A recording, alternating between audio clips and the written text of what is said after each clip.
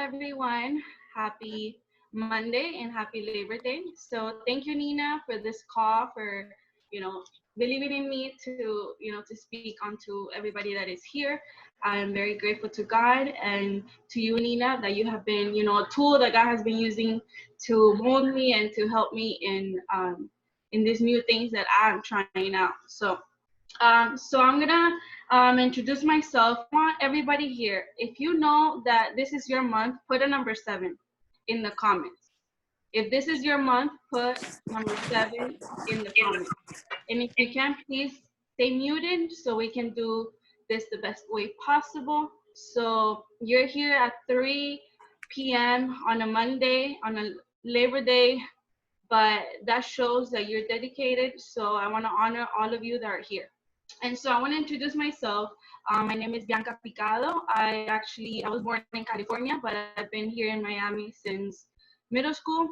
And then I've done all my schooling here, and I've have family here and my church. And so I'm really grateful for this opportunity that God brought to me, Monet, the beginning of this year. It was something that happened to me that it clicked that I needed to do something different in order for me to get different results. Okay, I've always been someone that loves to, be studying. I'm a nerd. If you want to say that I'm a nerd, I am a nerd. I love, reading, learning books, and whatnot. So my background is that actually, even from high school, I've always been into sciences and math. I don't know why God gave me this. It's easy for me, and I didn't even know why. And then after high school, I actually did my skincare license. So I went to beauty school just a summer. It took like 3 months for me to get my license, and I didn't practice right after. Why? Because I went to college. So I ended up going to FIU, and then I did my bachelor's in science in chemistry. So yes, I'm a chemist.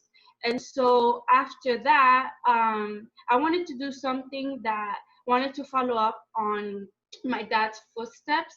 So I first wanted to go to medical school, so to become a doctor. But then, something happened where my father passed away, and literally he left an inheritance for me and my sister. So it was something that kind of shifted inside of me. And it was like, okay, Bianca, you cannot give an inheritance of a profession to your kids. I don't have kids, but in the future, I know I will. So something shifted in me that I wanted to create a business, because a business is something that you can leave a legacy to your children, and that you can, even bring family in. So it's a blessing overall. So I command you, like and applause to all of you that you said yes to a business, and that you're building your business. And I want you to shift your thinking into the now, but this a business is also for the future, that you're going to leave this to your kids, to your future kids. If you have kids, this is something that is going to leave them in a better place, and that can take it in their shoulders once it's built and you leave it for them. Amen. So I'm going to be speaking, this call is for renewing your mind, and from shifting your mind from a negative to a more positive. Because um, how many of you know that mindset is everything? You dictate your life by the thoughts in your mind. The thoughts will dictate your life. So I want to start, I am a Christian. I'm a mentor at King Jesus Ministry. And so I want to also put a little Bible verses, if that's okay with all of you. And so with Romans 12:2, okay? And there's other books. I'm also a scientist, and I'm also a Christian. So everything that has been in the Bible has been scientifically, backed, that which is in the Bible. Okay. So with the renewing in your mind, which Apostle Paul said, that we are transformed by the renewing of our minds. So that goes in with neuroplasticity, which is where your brain can alter itself into molding. Even it will shift into the way that you are thinking. So if you always have negative thoughts, it will impact even your health, because your DNA also, if it's genetics, which is in your DNA, you can alter your genes into whatever you speak to it. Okay, so that's why we believe in healing. We believe in the power of your tongue, that you will create your life. You will create with words of life or with words of death, right? So whatever you speak on, whatever you think of, is creating your entire life. So in the science is that you can also, your DNA, and just how you cut yourself and you're bleeding and you have a wound, your whole body heals itself. So the same way the brain can alter itself to whatever it is that you're feeding yourself into and whatever you're pouring out of yourself. If that makes sense, say yes. So if I don't know if you guys have noticed, but if you have a negative thought, even your stomach gets like all nutty, like or bloated, it manifests in the physical. Okay, so that's what I wanted to tell you. And also we believe in healing, where your DNA can alter itself to get rid of diseases. Okay, so that's why in the name of Jesus you're healed. So whatever you speak to your body, it will follow. Okay, so many people think that our lives are transformed, and then once our life is transformed, our mind will be renewed. But it's actually the opposite way. You have to first renew your mind in order for your life to be transformed. Okay, so if your mind is transformed, if you are able to know what is in this battlefield of your mind, this is your headspace, right? I want you guys to feel this, that this is your space that God gave you. Okay, and if you can, I don't know, I feel like ministering, but this is your space. God gave you that personal space that only you can hear your voice. You can hear the voice of God there, and this is your space. Take ownership of that space, your mental space, so that whenever you have a negative thought, you can literally capture it right in the air, and you can say, no, I'm going to take this to the obedience of Christ. I'm going to take this for my advantage. And that even when you have fear, turn that into faith, that, oh, you know what, I have this fear, you know what, I'm going to use that as a fuel to put, like wood has to be on fire, it has to be consumed in order for you to see that fire, which keeps you warm, that you can cook with fire. So therefore you want to turn whatever negative emotion into your advantage as a fuel. If you have enemies, right, bless your enemies, use it, or haters, use that as the fuel in order for you to fulfill that which you are doing, right? Amen, amen. So I found 7 steps in order for us to renew our minds. And let me see the time. Let me know, Nina, whenever the time. I don't want to pass the time. So number 1 of the steps of renewing our minds is stop waiting for an outside miracle to change your mind. So sometimes we can stay waiting, like something is going to happen, something is going to drop in your hands. But in reality, we have to be the ones that are going to transform our minds in order to fulfill that which, you are doing, that you want to do. Okay, so don't wait around for things to happen. You make them happen. Okay, so number 1, stop waiting for an outside miracle to change your mind. Number 2, stop believing that you can't control your thoughts. Okay, that's a lie, enemy that will tell you, oh, life happens to you, but in reality, you make your life happen. Okay, we can't just wait around. Yes, so stop believing that you cannot control your thoughts. You have control of your thoughts. They're your thoughts. Okay, so you are able to pinpoint whatever thought and change it for your advantage. Okay, so number 3, and everybody here, what you feed your mind with becomes your mindset. Can you guys hear me okay? Okay. What you feed your mind with becomes a mindset. A mindset is something that, a pattern of thinking, okay? You can either create mental strongholds, meaning that barriers in your mind, or you can be free and, manifesting things. I know a lot of business people are like manifesting, how to manifest your $1 million business. So that's where it comes from, okay?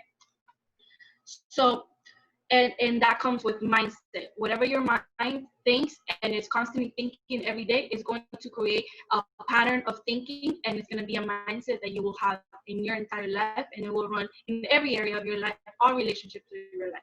So we got to be mindful of that, okay? This is a one-on-one, you and you you know, com- examine your heart, examine your thoughts. That way you are not blind to them, and that you can really see, like, an open paper, piece of paper. Really think, what are your thoughts? Are they negative? Are they fearful? Are they doubtful? And really be transparent with yourself, so something really does happen, okay? Something can change. So number 4, confess what you believe, not what you feel. Many times, we can be in women, or when I know myself, when I have them, my monthly visitor, I can be a little bit like, like there's a week that, I'm a little feisty, or I'm a little like drowsy, that happens to me. So don't let your hormones dictate your life. Don't let your feelings dictate your life, but have that discipline to whatever you said in the beginning of the day to do, that you do them. Whether it's 3 things, but it feels amazing to do that little check mark. Always challenge yourself into doing those things that you say that you're going to do. Okay. So confess what you believe, not what you feel. A lot of times you're not gonna feel like doing this. Look, today I was like, yesterday I went to the beach and I'm literally burned. I'm burned. And I'm a white person, but I'm burned, I'm red, and oh my God. So I was like, oh my God, Nina, like, I don't know. Like, I was thinking in my head, right? In my head, I didn't physically tell her, but I'm like, oh my God, what? Like, I have to do it. I have to do it. I can't let, me feeling tired, me feeling burned, like, stop me from doing this call, because I know it's going to bless at least one person, and all of you. I'm expecting all of you. So, and myself, because first it's going to minister to me, and then, it can minister to all of you. Okay. So, number 5, resist negative thoughts and assist positive thoughts. Okay. You have to reinforce those positive thoughts. Like, I don't know about you, but I've been, whenever I feel like going to run, and in my mind it's like I need to work out, literally I have to reinforce those thoughts in order for me to go ahead and do them, because your flesh, your body doesn't want to do that. So just in like that, it's an example of how you can reinforce those good thoughts, and you can go ahead and make them into an action. Okay. So number 6 is celebrate the process. Okay. Every little victory that you have, you should celebrate it, because there is, use your hormones, right, for your advantage. Like, there's going to be endorphins, there's going to be dopamine, there's going to be serotonin, it's going to be like happy emotions that come from celebrating even small thoughts. It's like when you're training a dog, and I'm not saying any of your dogs, but it's like you're giving that positive reinforcement into, okay, the dog did this trick, so I'm going to give a treat to it. In the same way, our minds can work the same way, where if you accomplish something, however big, however small, make sure that you also reward yourself, okay? Because that is going to make even your body, even your brain, to know that this is a good thing for you, that you enjoyed it, and so it's going to be easier to do it again, right? Amen, amen. Okay. And then number 7, which is the final one, is expect miracles. So live in expectation that if you're going to reach for 10 people, don't go before talking to them expecting that you're going to get a no. Expect a yes, and pray about it. Know that every no is going to get you closer to that yes. So you're going to learn perseverance. You're going to learn how to persevere, and how to keep going even through the rough patches. Okay. And also pray before you do something. Have that peace of mind. Also put yourself into the other person's shoes, so that you can see really that they need this, and it's going to be easier for you to even talk through the whole conversation, because you know that you're helping them. Okay. So how much time do I have? Let me see. So change negative emotions that lead to negative behaviors by changing your thinking. Okay. This is cognitive restructuring. So you can restructure the way you think. Okay. So I remember a pastor that has said, when you change, everything changes. So literally, first, it has to be internal in order to everything outside that it can manifest. That change can also be shown in the outside. So you have to believe that God's truth over Satan's lies, right? So believe that you are more than a conqueror.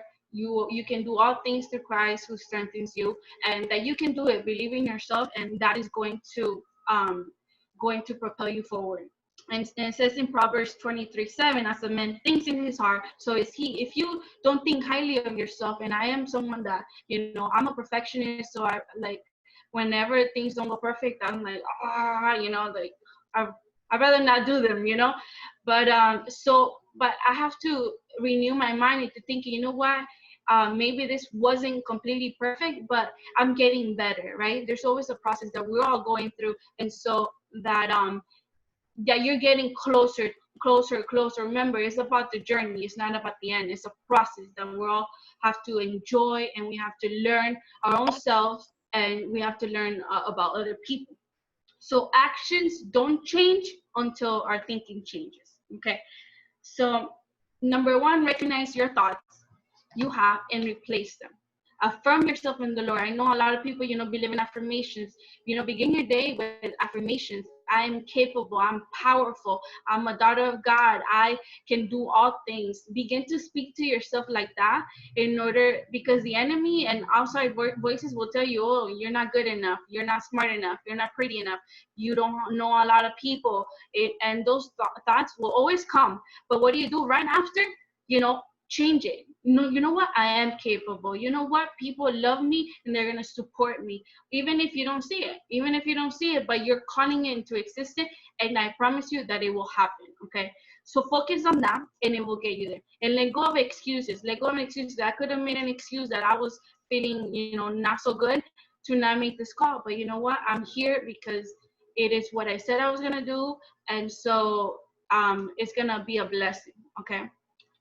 Another thing that a revelation that came to me as I was preparing is that if you have a plan B, your plan A probably won't happen.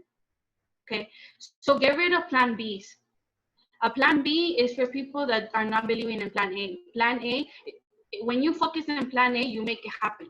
If you focus on plan A, B, C, literally you have too many things in your mind, and you don't have that focus. So make sure that whatever plan A you have, that you finish it. Let me see. Yes. So you will never finish something if you always have a plan B. Okay. And then I will leave you with this, and I'm finishing. And I think somebody posted it, but I don't remember who. But then I actually, when I was researching, I actually found it, but I can't remember if somebody here said it, but a confirmation. So a little quote is, don't use your mouth as thermometer, which only reads the temperature of your current condition. Allow God's word to turn your mouth into a thermostat, which changes the temperature of your life by confessing what God said. So you have the power to change atmospheres. You have the power to speak life. You have the power to do that which you're called to do. And I wanted to end it there. And I would love to hear from you guys, whatever you know you guys took from this. And I pray that it was a blessing for you. And yeah, thank you for having me. Thank you